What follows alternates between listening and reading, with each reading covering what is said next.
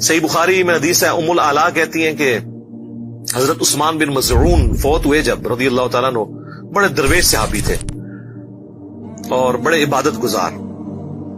جب وہ فوت ہوئے تو نبی الاسلام آئے ان کی میت کے اوپر، تو میں نے کہا کہ اے عثمان، اللہ کے حضور تیرے لیے جنت ہے. تو نبی الاسلام نے جب یہ جملہ سنا تو آپ نے ام العلا سے کہا کہ تمہیں کس نے بتا دیا کہ اس کے لیے جنت ہے؟ حالانکہ میں اللہ کا رسول ہوں، لیکن مجھے نہیں پتا میرے ساتھ کیا ہونا ہے. جی، اور یہ سیم الفاظ سورۃ الاحقاف میں بھی قرآن میں موجود ہیں. کیا نبی تم فرماؤ مجھے تو نہیں پتا میرے ساتھ اور تمہارے ساتھ کیا ہونے والا ہے. ام العلا کہتی ہیں کہ اللہ کی قسم اس کے بعد میں نے پوری زندگی کبھی کسی شخص کے مرنے پہ نہیں کہا کہ سیدھا جنت ہی جائے. قرآن پاک کی جس آیت سے استدلال کیا گیا ہے اور جو نتیجہ نکالا گیا ہے، بڑا خطرناک نتیجہ ہے، بہت ہی زیادہ خطرناک. میرا خیال یہ ہے کہ موصوف کو شاید خود بھی اندازہ نہیں کہ میں نے کتنی خطرناک بات کر دی ہے. ذرا ٹھنڈے دل سے سوچئے، کیا نبی کریم علیہ السلام کو اپنے جنتی ہونے کا یقین نہیں تھا؟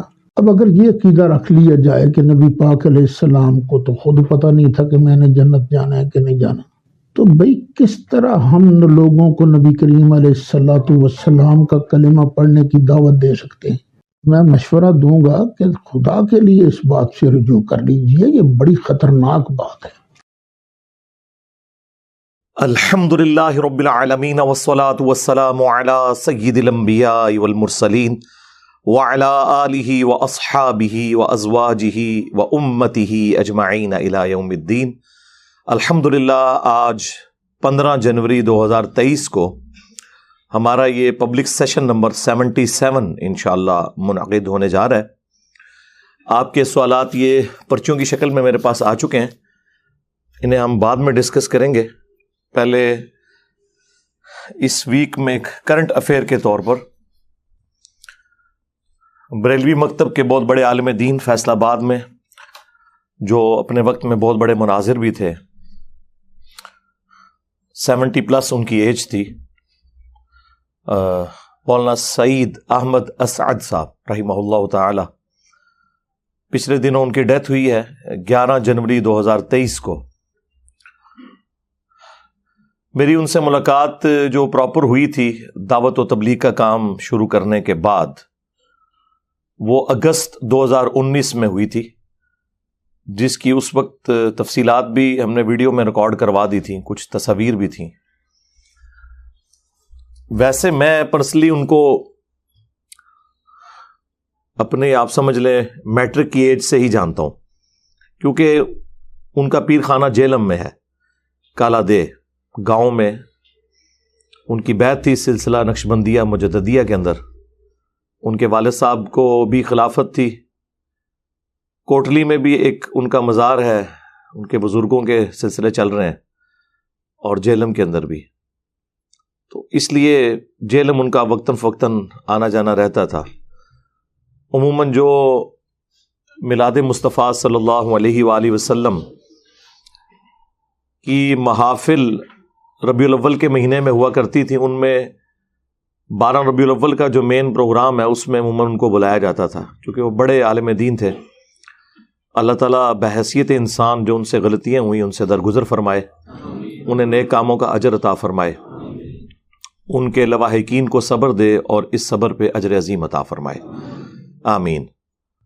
ان کی تقریر تو ہم بڑے غور سے سنا کرتے تھے. اس کی وجہ ہے کہ یہ عموماً ریفرنسز کے ساتھ گفتگو کرتے تھے، جو بھی وہ اپنے دلائل رکھتے تھے ان میں سے ظاہر ہے کہ ساری چیزیں تو غلط نہیں ہیں، کافی ساری چیزیں ٹھیک بھی ہیں.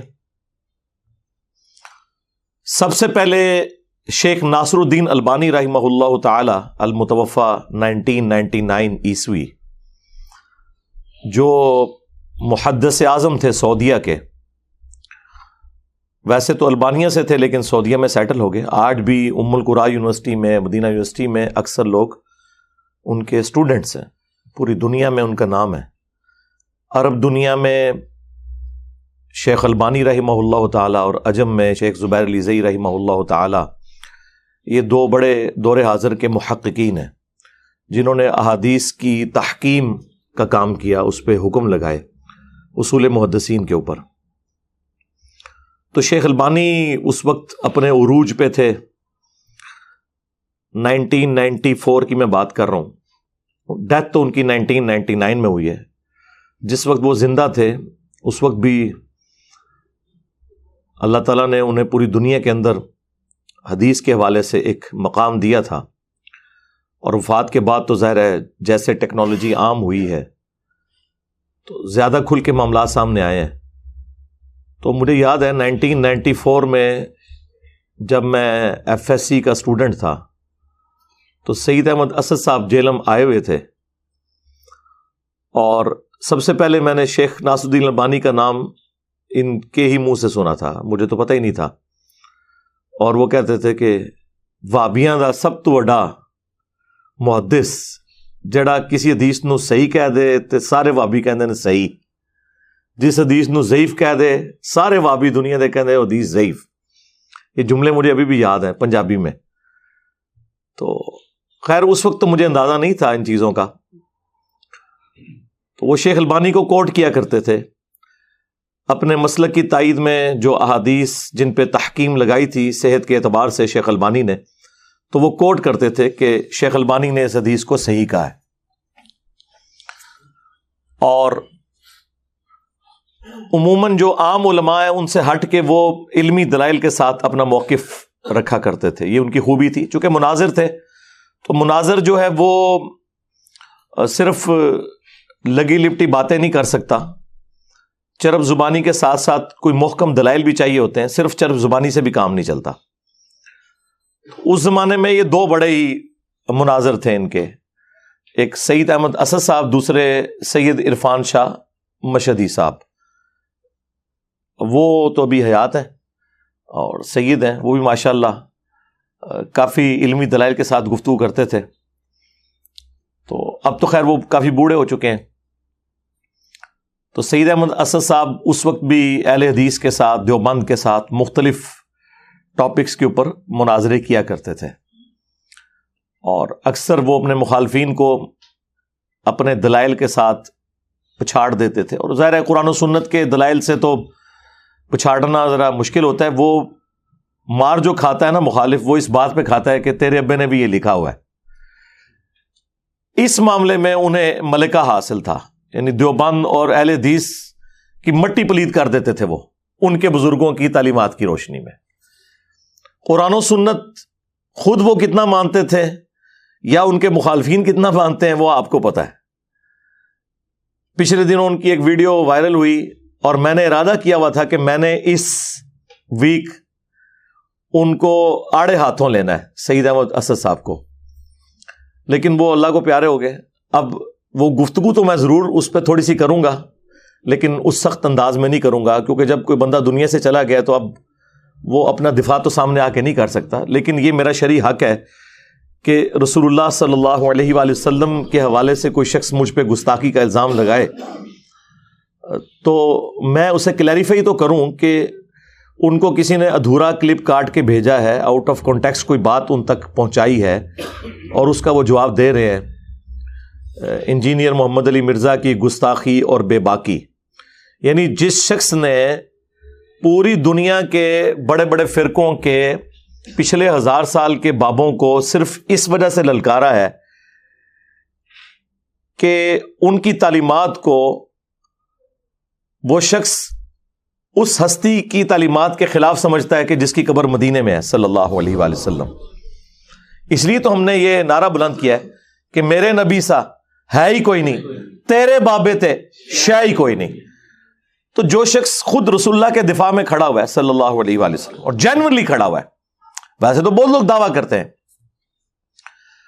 تو اس کے بارے میں یہ تہمت لگانا یہ بڑی زیادتی والی بات ہے. خیر وہ اب چونکہ دنیا سے چلے گئے تو میں ان کی اس غلطی کو تو ضرور ہائی لائٹ کروں گا احترام کے دائرے میں. باقی جو میں نے جس طرح آپ کو پتا ہے کہ میں آڑے ہاتھوں لیتا ہوں ساروں کو، تو وہ تو اس طرح اس پوزیشن میں نہیں ہو. ظاہر ہے کہ میں بھی اس وجہ سے دکھی بھی ہوں.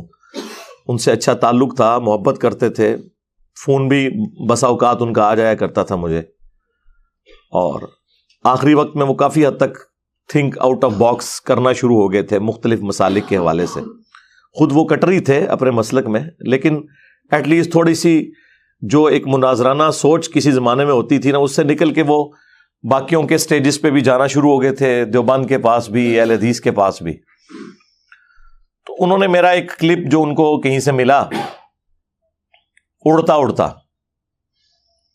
یہ کلپ بازی جو میرے بارے میں کر رہے ہیں نا، ان کے بارے میں بارہا عرض کر چکا ہوں کہ یہ جو چھوٹا سا کلپ ہے نا، اگرچہ اس میں ہی بول رہا ہوں، میری ہی آواز ہے، لیکن وہ میرا کلپ نہیں ہے. میرا کلپ وہ ہوگا جو میرے چینل سے اپلوڈ ہوگا، یا ہمارے کسی اسٹوڈنٹ نے پورے کانٹیکسٹ کے ساتھ اسے اپلوڈ کیا ہے. اس کے علاوہ اگر یہ 5-5, 6-6, 7-7 سیکنڈ کی جو ویڈیوز آتی ہیں، وہ میری ویڈیوز نہیں ہے. اب آپ سوچ رہے ہوں گے کہ میری ویڈیو نہیں ہے، جبکہ ہے ہی وہ میری ویڈیو ہے. اس لیے کہ مجھے بتائیں، کیا قرآن یہ بات ماننے کے لیے تیار ہے کہ قرآن کی یہ آیت ہے، لا تقربوا الصلاۃ، نماز کے قریب مت جاؤ. قرآن تو کہے گا کہ میری آیت تو ہے وَأَقِیمُوا الصَّلَاةَ، نماز کو قائم کرو، وَلَا تَكُونُوا مِنَ الْمُشْرِكِينَ، اور مشرک نہ ہو جاؤ. ہم قرآن سے عرض کریں گے کہ نہیں، قرآن میں ہم نے خود پڑھا ہے لا تقربوا الصلاۃ، نماز کے قریب مت جاؤ. تو قرآن کہے گا میری اس طرح کی کوئی آیت نہیں ہے. ہم کہیں گے سورہ نساء میں لکھی ہوئی ہے. تو قرآن پاک کیا جواب دے گا کہ یہ آیت نہیں ہے میری، اگرچہ وہ ٹکڑا ضرور میچ کرتا ہے، لیکن میری آیت ہے لا تقربوا الصلاۃ وانتم سکارا، نماز کے قریب مت جاؤ جب تم نشے کی حالت میں ہو. آپ لاکھ چیخیں کہ پہلا حصہ تو تیرا ہی ہے نا، لیکن قرآن کہے گا میں نے یہ کہا ہی نہیں ہے. قرآن یہ کہنے کے لیے تو لا تقربوا الصلاۃ نہیں بول رہا تھا نا کہ نماز کے قریب مت جاؤ، وہ تو اس لیے بول رہا تھا کہ نشے کی حالت میں ہو تو نماز کے قریب مت جاؤ. لا تقربوا الصلاۃ تو کوئی بھی بول سکتا ہے، ہر کافر بولے گا نماز کے قریب مت جاؤ. قرآن کا جز ہو کے بھی وہ قرآن کی آیت نہیں ہے، اگرچہ قرآن میں موجود ہے. بالکل اس طریقے پہ اگرچہ میرا ہی کلپ ہو 4-5 سیکنڈ کا، میں ہی بول رہا ہوں، وہ میرا کلپ نہیں ہے، کیونکہ میں وہ تو بول ہی نہیں رہا.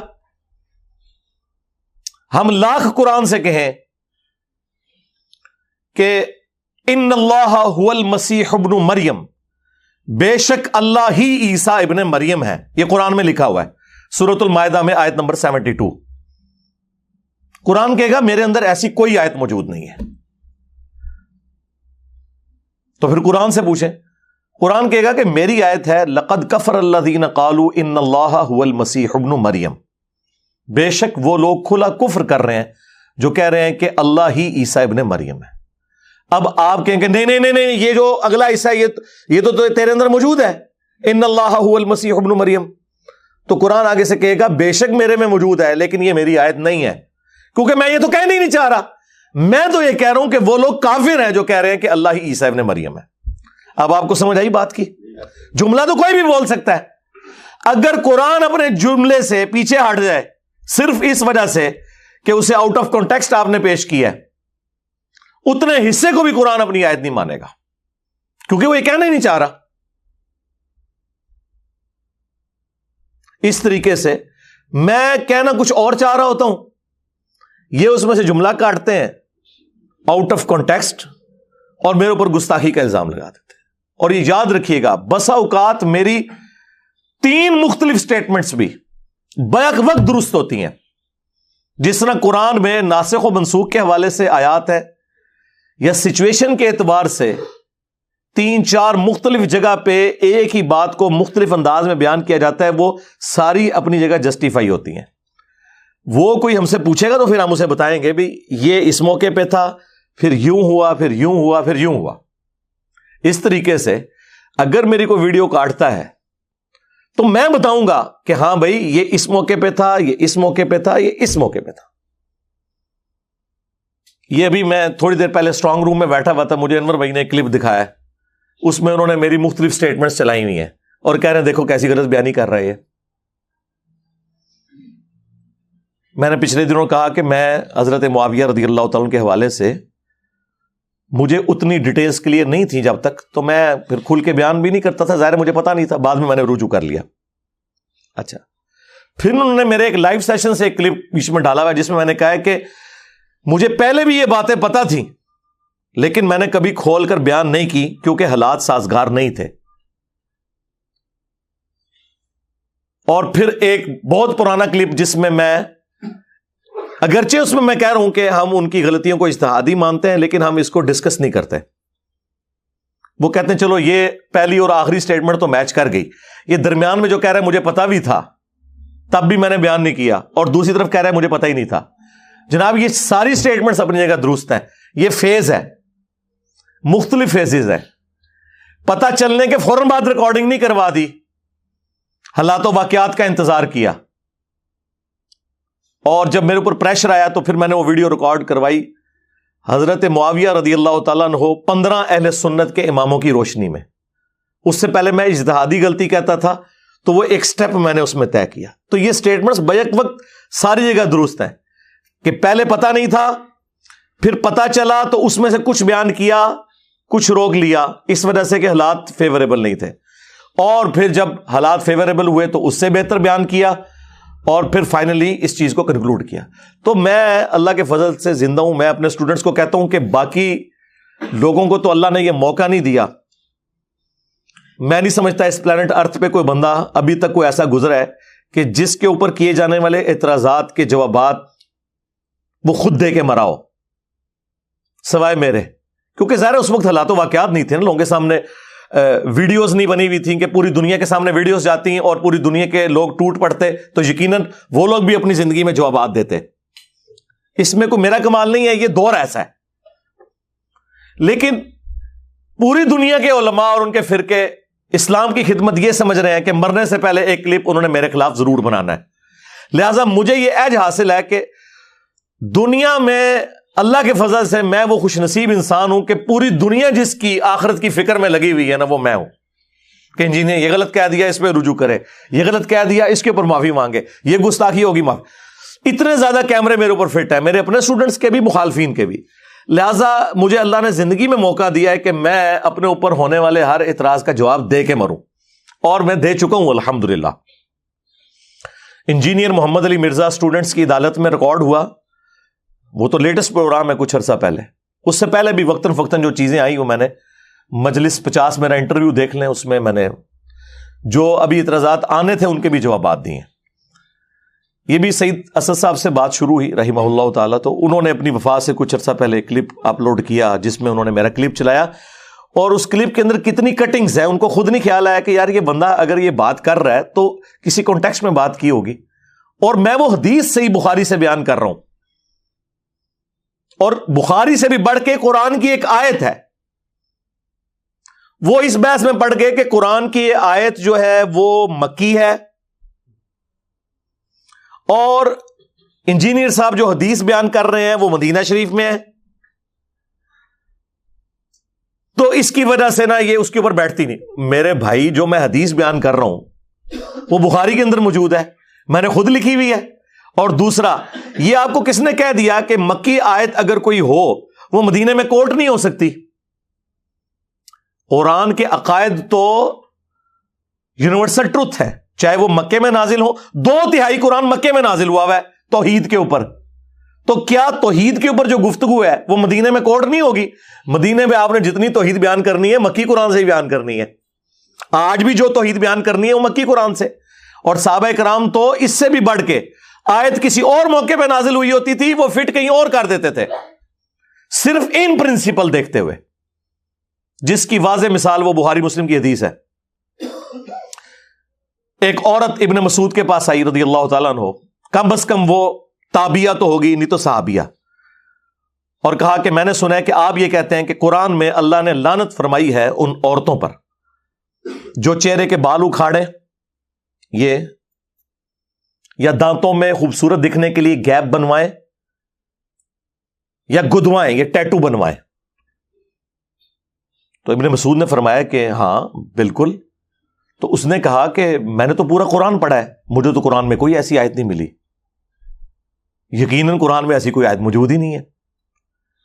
اور وہ عورت تو کہہ بھی سکتی تھی اس لیے کہ ظاہر قرآن تو اس وقت لوگ پڑھتے تھے, صرف اصالہ ثواب کا ذریعہ نہیں بنایا ہوا تھا. تو اس نے کہا قرآن میں تو کوئی ایسی آیت نہیں. تو ابن مسعود نے کہا تم نے قرآن میں نہیں یہ پڑھی سورۃ الحشر کی آیت وما آتاکم الرسول فخذوہ وما نہاکم عنہ فانتہوا, جو رسول اللہ تمہیں دیں وہ لے لو, جس سے منع فرمائے اس سے رک جاؤ. اور پھر کہا کہ رسول اللہ نے لعنت فرمائی ہے ان لوگوں کے اوپر, ان عورتوں پہ جو چہرے کے بال اکھاڑے, خوبصورت دکھنے کے لیے دانتوں میں گیپ بنوائیں یا ٹیٹو بنوائیں, گدوائیں. اچھا, اس صحابیہ نے آگے سے یہ نہیں کہا کہ یہ آیت تو مال غنیمت کے بارے میں تھی قرآن میں, آپ کو کس نے یہ اتھارٹی دی کہ اسے جنرلائز کر دیں. یہ سعید احمد اسد صاحب کی بات کا میں جواب دے رہا ہوں. کاش ان لوگوں نے قرآن و حدیث ٹوٹیلٹی میں پڑھا ہوتا تو انہیں پتا ہوتا. اب یہ آج آگے باتیں کرتے ہیں انجینئر صاحب کے پاس اتنا علم کہاں سے آ گیا. میرے بھائی اس لیے کہ میرے پاس انجینئرنگ کی ڈگری ہے, میکینیکل انجینئرنگ کی, اور میں اپنی یونیورسٹیز کے ٹاپرز میں سے ہوں, آنرز کے ساتھ ڈگری کی ہوئی ہے. اس کے بعد میں نے اپنا انٹلیکٹ استعمال کیا قرآن و سنت کے اوپر. تو اللہ تعالیٰ نے یہ راہ میرے لیے کھولی ہیں. والذین جاہدوا فینا لنہدینہم سبلنا, جو لوگ ہماری راہ میں کوشش کریں گے ہم اپنی راہیں ان کے لیے کھول دیں گے. تو یہ حدیث بخاری مسلم دونوں میں تھی. اب اس عورت کا کام بنتا تھا کہ وہ کہتی کہ یہ آیت تو مال غنیمت کے بارے میں ہے, اس کا کیا لینا دینا اس معاملے کے ساتھ کہ آپ اسے ٹیٹو بنوانے کے اوپر اور ان چیزوں کے اوپر لگا دیں. انہیں پتا تھا یہ آیات جنرلائز ہوں گی, جس طرح میں جنرلائز کرتا ہوں کہ سورہ بقرہ کی یہ جو آیت ہے نا, وَلَا تُلْقُوا بِأَيْدِيكُمْ إِلَى التَّهْلُكَةِ, اپنے ہاتھوں سے اپنے آپ کو ہلاک مت کرو. یہ اسپیسیفکلی آیت تو قرآن میں ہے. جو لوگ اللہ کی راہ میں مال خرچ نہیں کرتے, گویا اللہ تعالیٰ فرما رہا ہے تم اپنے آپ کو ہلاک کر رہے ہو. لیکن اسی آیت کے تحت دنیا کے تمام علماء سگریٹ پینے کو حرام قرار دیتے ہیں کہ وہ اپنی جان کو ہلاک کرنا ہے. تو بالکل درست ہے. قرآن کی آیات یونیورسل ٹروتھس ہیں, جسے فٹ اسے گفٹ. تو وہ صحابیہ کہنے لگیں کہ حضرت آپ کی بیوی بھی یہ سب کچھ کرتی ہے. وہی بات کہ میں تھوڑا ایک کلپ تک ہے. اس زمانے میں کسی نے کلپ ابن مسعود کا بھی کاٹا ہوگا نا کہ ابن مسعود کی بیوی بھی وہ سارے کام کرتی ہے جو ابن مسعود لوگوں کو منع کرتے ہیں. ظاہر ہے سنی سنائی بات. تو ابن مسعود نے کوئی غصہ نہیں کھایا. انہوں نے کہا جاؤ میری بیوی کو دیکھ لو. وہ عورت اندر گئی, بخاری مسلم کے الفاظ ہیں, شرمندہ ہو کے باہر نکلی اور کہا کہ آپ کی بیوی میں تو ایسی کوئی بات نہیں ہے.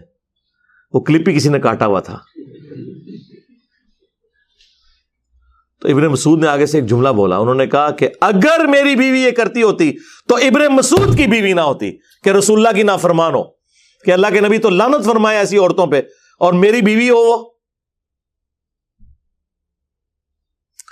اب آپ اس طرف آ جائیں جو سعید اسد صاحب رحمہ اللہ تعالیٰ کو کسی نے مس لیڈ کیا. وہ میں بخاری کی حدیث بیان کر رہا تھا. ام العلا سلام اللہ علیہا ایک بوڑھے صحابی تھے, عثمان بن مظعون رضی اللہ تعالیٰ عنہ. وہ ان کی خدمت کیا کرتی تھی. وہ فوت ہو گئے. نبی علیہ السلام ان کی میت پہ آئے تو ام العلا نے رسول اللہ کی موجودگی میں کہہ دیا, اے عثمان اللہ کے حضور تو آپ کے لیے بہت اجر ہے, جنتیں ہیں. تو نبی علیہ السلام نے کہا کہ ام العلا تمہیں کس نے بتا دیا کہ یہ جنت میں ہے؟ حالانکہ میں اللہ کا رسول ہوں, مجھے نہیں پتا کہ میرے ساتھ اور تمہارے ساتھ کیا ہونے والا ہے. بڑے سخت الفاظ تھے. انہوں نے کہا کہ یہ رسول اللہ کی گستاخی ہو گئی ہے. صحیح بخاری میں حدیث ہے, ام العلا کہتی ہیں کہ حضرت عثمان بن مظعون فوت ہوئے جب رضی اللہ تعالیٰ عنہ, بڑے درویش صحابی تھے اور بڑے عبادت گزار. جب وہ فوت ہوئے تو نبی علیہ السلام آئے ان کی میت کے اوپر. تو میں نے کہا کہ اے عثمان اللہ کے حضور تیرے لیے جنت ہے. تو نبی علیہ السلام نے جب یہ جملہ سنا تو آپ نے ام العلا سے کہا کہ تمہیں کس نے بتا دیا کہ اس کے لیے جنت ہے؟ حالانکہ میں اللہ کا رسول ہوں لیکن مجھے نہیں پتا میرے ساتھ کیا ہونا ہے. جی, اور یہ سیم الفاظ سورۃ الاحقاف میں بھی قرآن میں موجود ہیں. کیا نبی تم فرماؤ مجھے تو نہیں پتا میرے ساتھ اور تمہارے ساتھ کیا ہونے والا ہے. ام العلا کہتی ہیں کہ اللہ کی قسم اس کے بعد میں نے پوری زندگی کبھی کسی شخص کے مرنے پہ نہیں کہا کہ سیدھا جنت ہی جائے. قرآن پاک کی جس آیت سے استدلال کیا گیا ہے اور جو نتیجہ نکالا گیا ہے, بڑا خطرناک نتیجہ ہے, بہت ہی زیادہ خطرناک. میرا خیال یہ ہے کہ موصوف کو شاید خود بھی اندازہ نہیں کہ میں نے کتنی خطرناک بات کر دی ہے۔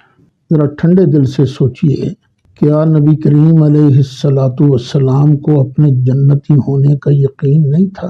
اب اگر یہ عقیدہ رکھ لیا جائے کہ نبی پاک علیہ السلام کو تو خود پتہ نہیں تھا کہ میں نے جنت جانا ہے کہ نہیں جانا، تو بھئی کس طرح ہم لوگوں کو نبی کریم علیہ الصلوۃ والسلام کا کلمہ پڑھنے کی دعوت دے سکتے ہیں؟ میں مشورہ دوں گا کہ خدا کے لیے اس بات سے رجوع کر لیجئے، یہ بڑی خطرناک بات ہے۔ حدیث بخاری میں لکھی ہوئی ہے، گستاخی انجینئر صاحب کر رہے ہیں، کہنے والے رسول اللہ ہے، گستاخی انجینئر صاحب کر رہے ہیں۔ اور اس پہ میں نے جملہ بولا کہ اس سے بڑھ کر قرآن میں لکھا ہوا ہے سورۃ الاحقاف میں کہ اے نبی تم فرماؤ میں کوئی نیا رسول نہیں ہوں، مجھے تو نہیں پتا کہ خود میرے ساتھ اور تمہارے ساتھ کیا معاملہ ہونے والا ہے، لیکن ساتھ میں نے یہ بھی بولا کہ حالانکہ ہمیں پتا ہے کہ وہ اللہ کے رسول ہے صلی اللہ علیہ وسلم، قطعی جنتی ہیں، لیکن یہ امت کی اصلاح کے لیے تھا۔ یہ جملے اس میں سے کٹے میں میں کہتا ہوں یہ جملے کاٹ کے بھی میرے پہ فتویٰ کیسے تھا؟ ڈسکس تو بخاری اور سورۃ الاحقاف ہونی چاہیے تھی۔ اللہ کو گستاخ ڈکلیئر کرتے، رسول اللہ کو گستاخ ڈکلیئر کرتے، اس کے بعد بخاری کو ڈکلیئر کرتے، میرا تو چوتھا نمبر آتا تھا۔ کیسے ظالم ہے یار! اور پتہ نہیں کہ اس طرح کے جملے بول کے کتنے عاشقان رسول کو یہ ورگلا رہے ہوتے ہیں کہ جاؤ جی انجینئر پہ چڑھ دوڑو جا کے، اس بات کے اوپر کہ وہ قرآن بیان کر رہا ہے، احادیث بیان کر رہا ہے۔ ام العلا کہتی ہیں اللہ کی قسم اس کے بعد میں نے کبھی کسی کے لیے نہیں کہا کہ یہ جنتی ہے، اتنا میں ڈر گئی۔ آپ مجھے بتائیں جو عبد القادر جیلانی کی طرف منسوب ہے، وہ کہتے ہیں میں اپنے سارے مرید ہی جنت میں لے کے جاؤں گا، وہ تو شاہی کوئی نہیں، لے جاؤ بابے اپنے، تو جو آپ نے بنائے میں نٹھو ادھروں، آپ کی وہ فیصلہ باد کی لینگویج نٹھو۔ اور میرا جو یونیورسٹی کا ایک روم میٹ تھا نا، تو وہ کمالیہ کا تھا، تو مجھے کافی ساری وہ پنجابی نا فیصلہ باد والی بھی اداں تے اداں، ٹھیک ہے، نٹھو، تو یہ سارے ہم تو بولتے ہیں نسو ادھروں، یہ انہوں نے کہانیاں بنائی ہوئی ہیں۔ خیر وہ کچھ دنوں بعد ام العلا نے خواب دیکھا، اس میں انہوں نے حضرت عثمان بن معزون کا ایک چشمہ دیکھا، پھر حضور کو آگے بتایا، آپ نے فرمایا یہ اس کا عمل ہے، یعنی وہ خواب میں غیبی خبر ملی اور اس خواب کی بھی تصدیق وقت کے پیغمبر نے کی، اور پھر کنفرم ہو گیا کہ اللہ تعالیٰ نے انہیں جنت میں بھیجا ہے۔ لیکن الحمدللہ اس پوری حدیث سے ایک عقیدہ کلیئر ہوا ہے۔ مجھے تو حیرانگی ہے، کل کو آپ کے سامنے کوئی یہ آیت پڑھے جو قرآن میں کم از کم 3 دفعہ آئی ہے، سورۃ الانعام کے اندر، سورہ الزمر کے اندر، سورہ یونس کے اندر، قل انی اخاف ان عصیت ربی عذاب یوم عظیم۔ اے نبی تم فرماؤ کہ بالفرض، اب یہ ہم بریکٹ میں خود لگا رہے ہیں، اگر میں بھی اپنے رب کی نافرمانی کروں تو مجھے اس بات کا ڈر ہے کہ بڑے دن کا عذاب مجھے بھی آ پکڑے گا۔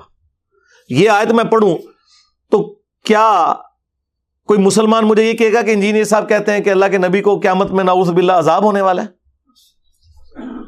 اور بھئی یہ تو اللہ کہہ رہا ہے اور نبی سے کہلوا رہا ہے، اس لیے کہ تمہارا کوئی بابا یہ جرت نہ کرے کہ میں ادو تک جنت نہیں ورنا جو تو سارے مرید لے نہ جاواں، کتے نہ لے جاواں، اوتے ہی جسے تو جانا ہے، جنت ہی جانا سوکھا نہیں ہے۔